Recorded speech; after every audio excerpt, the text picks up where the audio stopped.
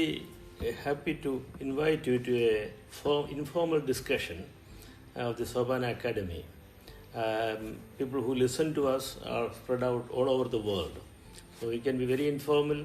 You can speak mostly in English, but also in Malayalam as you like. I happened to read your Thanksgiving speech at Christian Medical College, Vellore, the other day. Ajith, I just read one sentence which you wrote at the beginning of your speech, which was very impressive for me. This is what you wrote. 40 years ago, in 1985, we stepped onto the CMC campus as wide-eyed students, unsure of what lay ahead.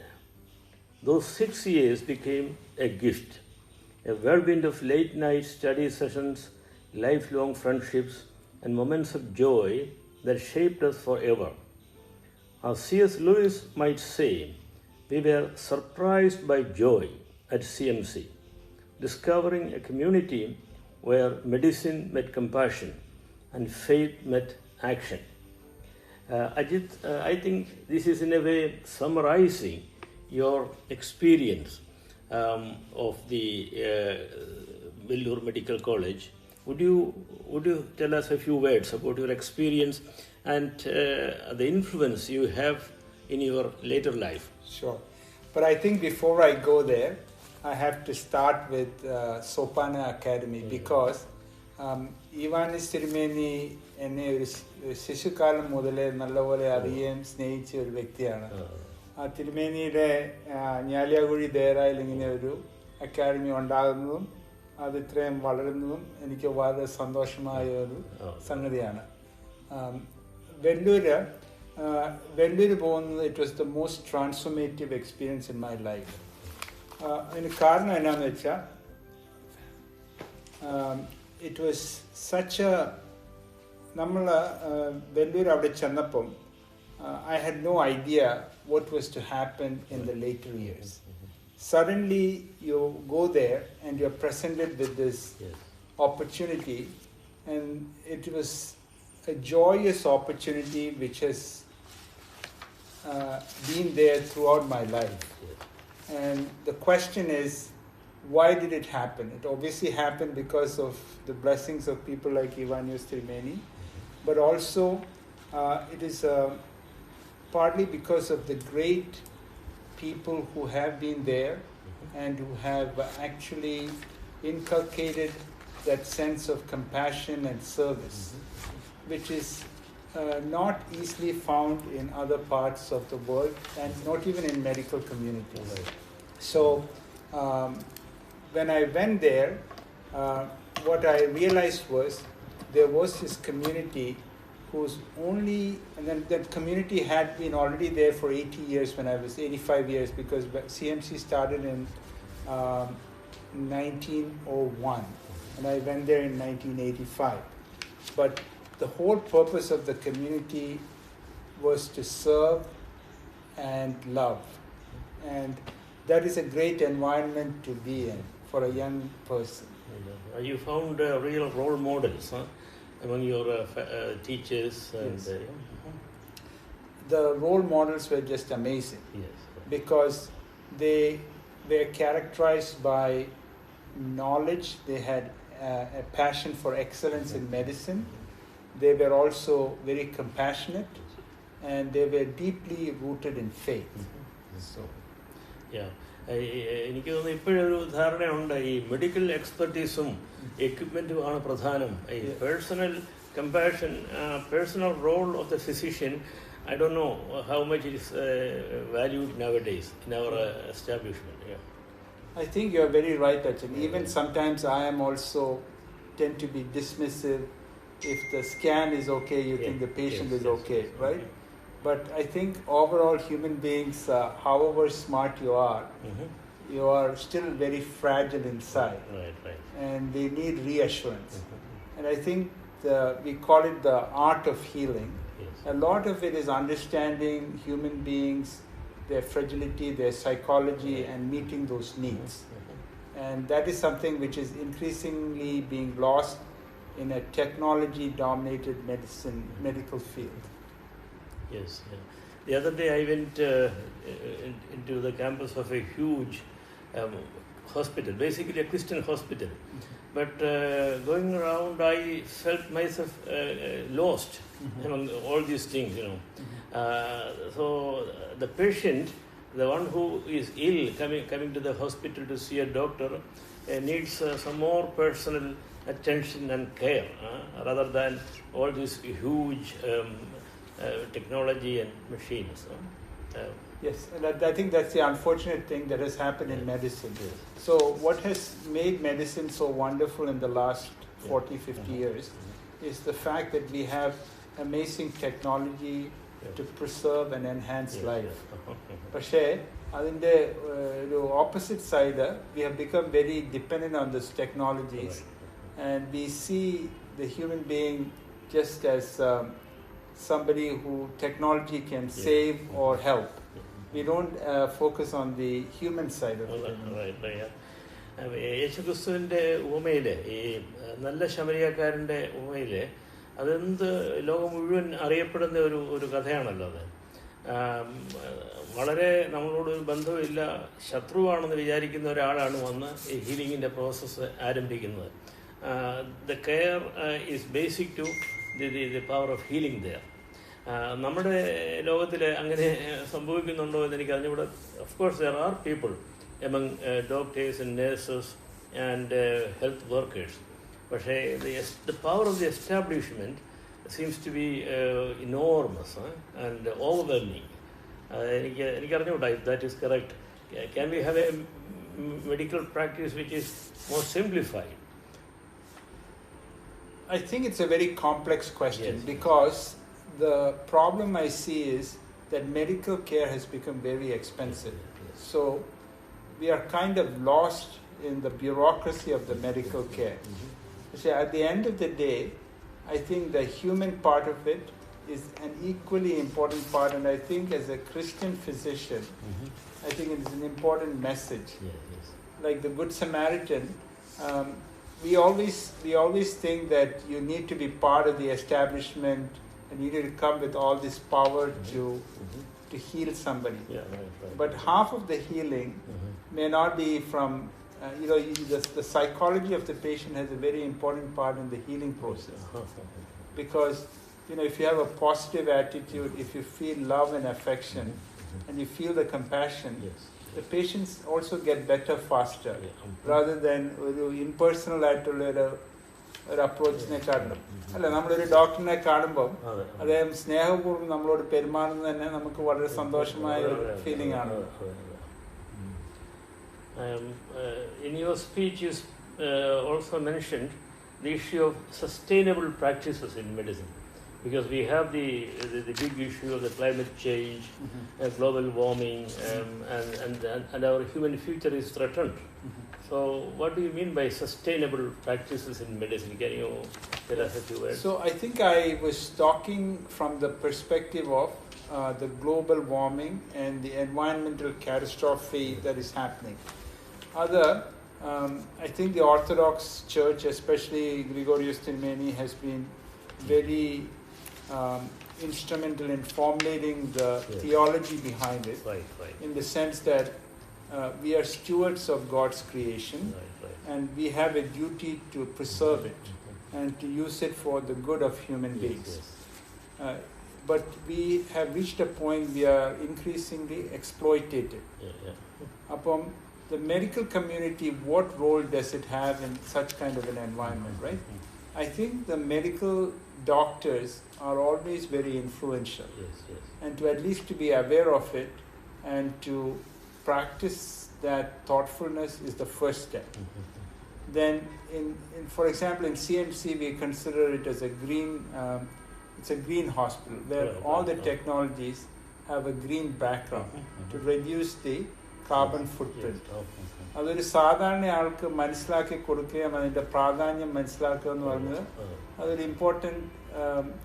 it's an important thing that the doctors also have responsibility for.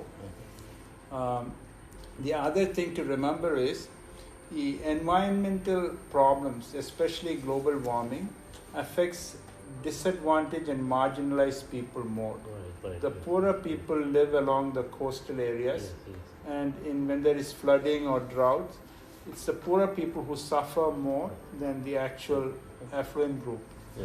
So Christ's message to help the marginalized is a persistent message to the New Testament. And I think we have to remember that. I guess you also speak about the question of affirming human dignity.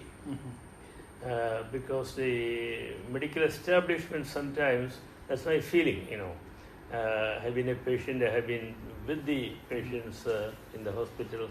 Sometimes the power of the establishment doesn't really care for the dignity of the human person, whereas this is more important, that this is important for healing also. When you feel that you are being respected, you are being valued, that effectively that helps healing. And then also you speak about the ethical stewardship of artificial intelligence.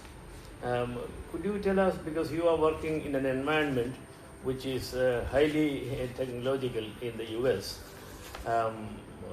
what would you think about artificial intelligence in medicine, in the process of healing in future?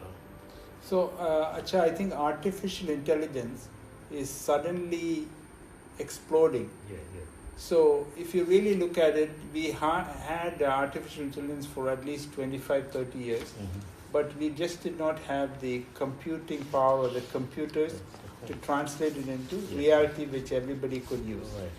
But and I think the first step was ChatGPT in 2020 and 21. But since then, over the last 4 years, it has so much money has been invested in artificial intelligence that today it actually poses a threat to our very human dignity. Why does it pose a threat? So, if you look at medicine, we can do wonderful things with artificial intelligence. You can diagnose diseases very quickly, and you can find new cures very quickly, and you can also make things very cost effective. But how does it impact the individual person, right? What is happening is, I feel that care will become less and less personal. അപ്പം ഒരു ഡോക്ടറുടെ role ഇതിൽ എന്താണെന്ന് ചോദിച്ചു കഴിഞ്ഞാൽ, the role is the compassionate caregiver എന്നുള്ളതാണ്. Because the doctor understands the technology and the disease. The patient oftentimes doesn't understand it. The other side of it is, the artificial intelligence is going to create great fortunes. And if you look at it, നമ്മുടെ ഒരു കഴിഞ്ഞ 30 വർഷത്തിലെ the biggest fortunes were made in the software industry, whether it's Bill Gates of Microsoft, Larry Ellison of Oracle, or the Google people, or Amazon, Jeff Bezos. You see, they're all software related, which was part of the internet boom. But now, 25-35 years later, artificial intelligence is going to create wealth which is going to be even bigger. But again, it is going to be dominated by just affluent people or people who are educated, who understand this technology. So, the wealth disparity is also going to get wider and wider. So, people are going to feel more and more marginalized. They are going to, so the human being is going to feel marginalized from a number of reasons. One is, the wealth disparity makes them feel vulnerable. The second is, they don't understand the technology. So, I think it is, as a Christian, we have an important role in making sure that the AI is used ethically and not to control the rest of the population or by a few people. The second thing is, at the core, that we believe that we are created in a divine image. And that has to be understood. And what is going to happen is, if AI results in the loss of jobs for so many people, or it becomes a mechanical way of dealing with issues, whether it is medicine or other areas, we are not going to feel valued. അതുപോലെ നമ്മുടെ ഏറ്റവും ഉള്ളിലുള്ള ഈ creative instinct ഉണ്ടല്ലോ, അത് if AI takes over, you see all this beautiful art. Now you know you can increasingly see that art is being created by AI. So where does that leave us? Yeah, exactly. Yes. Yeah, at some point you say that a human doctor can at least hold the hand of a patient Yes. in an empathetic movement. Of course, a robot may not do that. Okay. But now it seems they claim that robots also will have all human emotions, feelings, etc. But we don't know. We don't know yet. Yeah. So I think the orthodox theology is, and if I may say so, is very specific about technology. Right. That it cannot replace the divine presence or the human presence, right? The image of God in us. Yeah, so I think understanding that we are created in the image of God and that technology can never replace that is a very important concept that we have to understand and propagate. Yeah, you mentioned the name of Paulos Mar Gregorios Tirumeni. He has a wonderful, you know that book, The Whole Heals. Of course, there he connects human healing with the nature and the larger environment, not simply the four walls of the hospital and the equipment, machines, etc., but the larger nature, which was his own experience when he had illness. I think now, because of the limitation of space or whatever, I see many hospitals don't have that open connection with the nature. They are mostly buildings. Well-equipped buildings, but that is why it's a choking feeling for me when I go into some of these places. Acha, I have read your work also, and I've noticed your focus on nature, especially your beautiful photographs. And I think, even if you look at the Garden of Eden allegorically, the human being has to be fully integrated in nature, right? And it gives us a lot of joy, and I think that's the way we were meant to be. But by taking us out and putting us into this artificial environment, I think it leads to a disruption of our inner sense of well-being, which is what I think Tirumeni also says. Yes.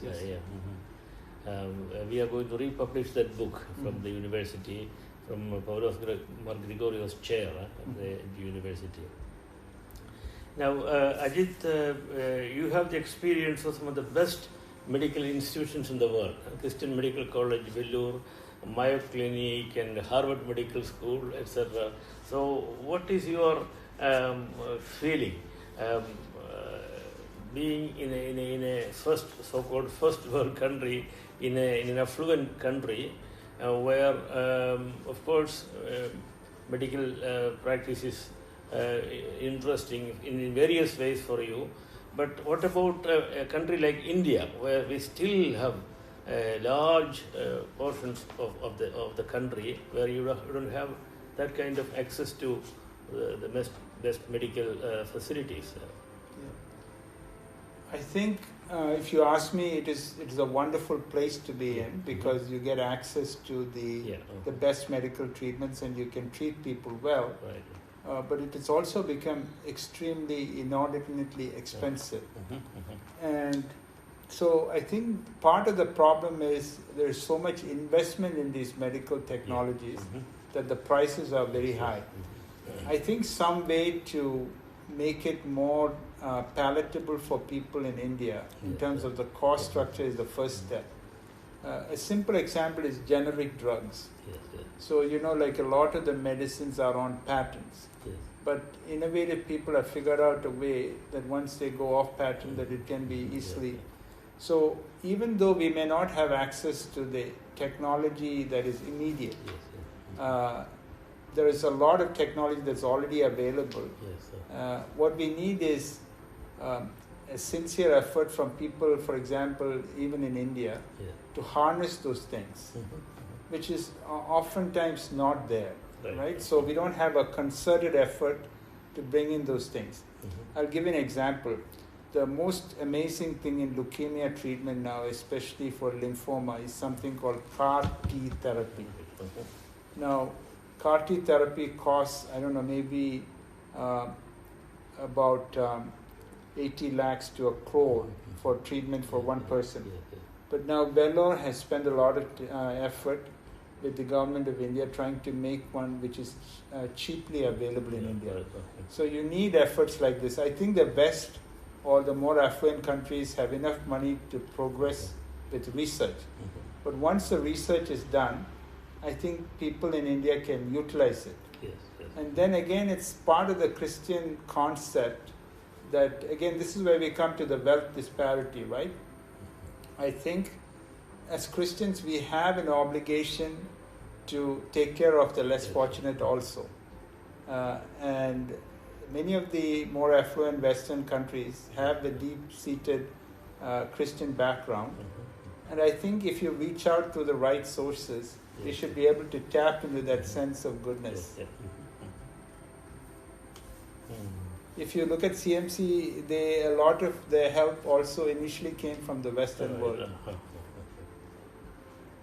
Ajith, your specialization is neurosurgery in general.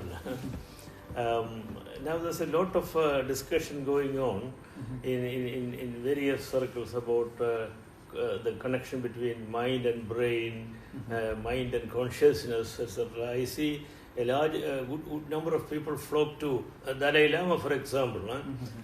Apparently, they ask him questions about consciousness, and they say consciousness is the greatest mystery which we haven't accessed. As a neurosurgeon, are you also concerned about human consciousness, self-consciousness, etc.? So I think about it very often. But I have to tell you, the greatest insight I have had into consciousness hasn't come from neurosurgery. It has come from having a dog. Because I had a dog for 12, 13 years.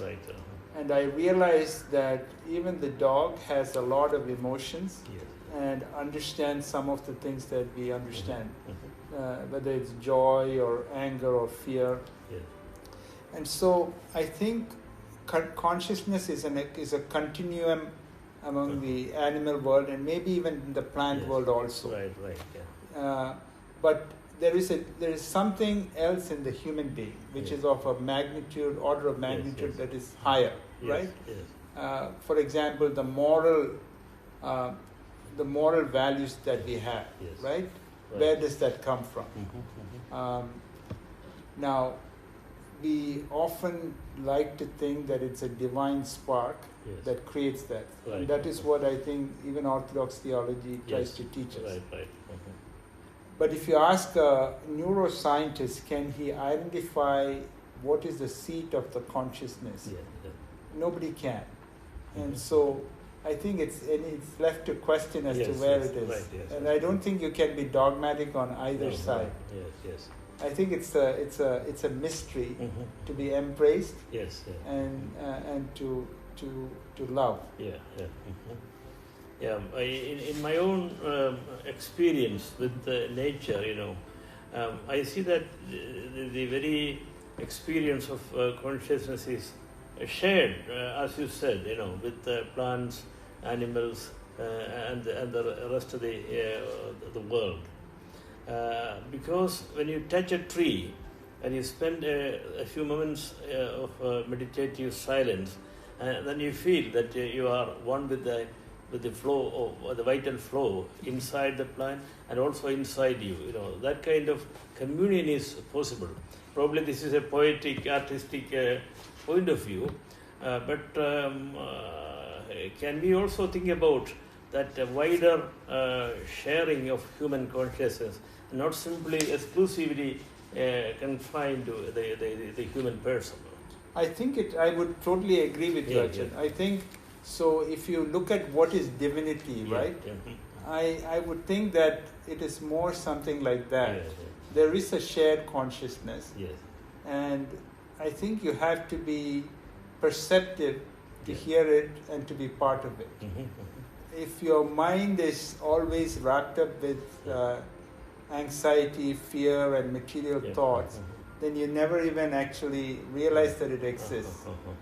And I think the parable where, of where the crop was squeezed by, choked by all the weeds, right?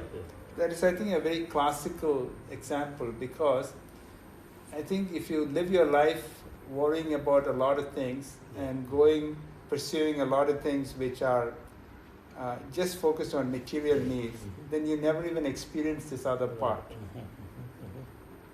Would you agree? Or? Yes, definitely, yes. In the Bible, in the book of Revelation, you have this expression, healing of the nations. I think this is a very important expression. Now in modern discussions on peace, reconciliation, etc., people also speak about healing of memory.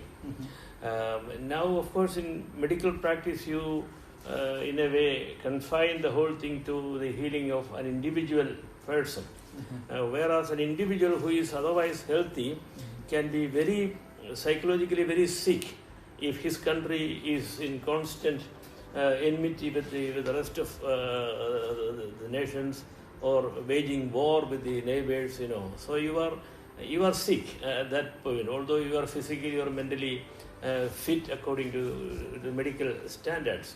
So there is something which is important as the healing of the nation, the healing of memory, because sometimes a 2,000-year-old memory can be revived, to create negative feelings between races, between nations, etc., as we have seen it in the Middle East in recent years.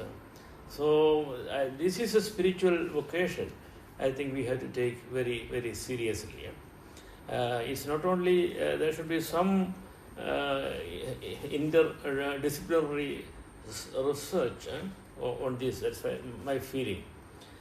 Because every specialization has its own domain, but cutting across these special domains, we can have a feeling of peace and well-being, which is shared by all human beings. Yes. I'm not sure who said that war is born in the minds of men, and it is there that peace has to be established first. And I think you were talking about the Dalai Lama, right? Yeah, right. So the Dalai Lama has actually collaborated with physicians in the United States. Right. And you may know they have looked at the brain waves of monks who are meditating. And they find that the brain waves then after you have meditated for a long time become different and are suggestive of a brain that is relaxed or at peace. So whether it's the meditation, the transcendental meditation of the Buddhists, or the Kuriya Laison that we use in the Orthodox Church, they all lead to inner peace.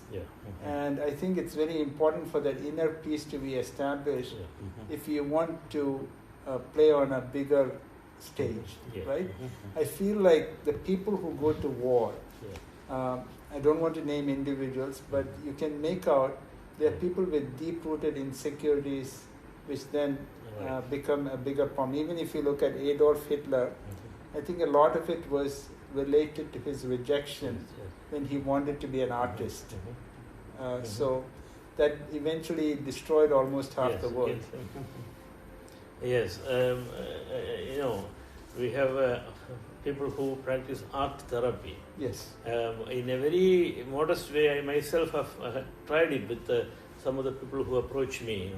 I think this is very, very effective in some individuals because they enter into a new universe where they mix colors, the harmony of the colors, and the overall impression you get through opening a new window. They forget many of their psychic conflicts and problems. So I think art therapy has a great task to do in our world.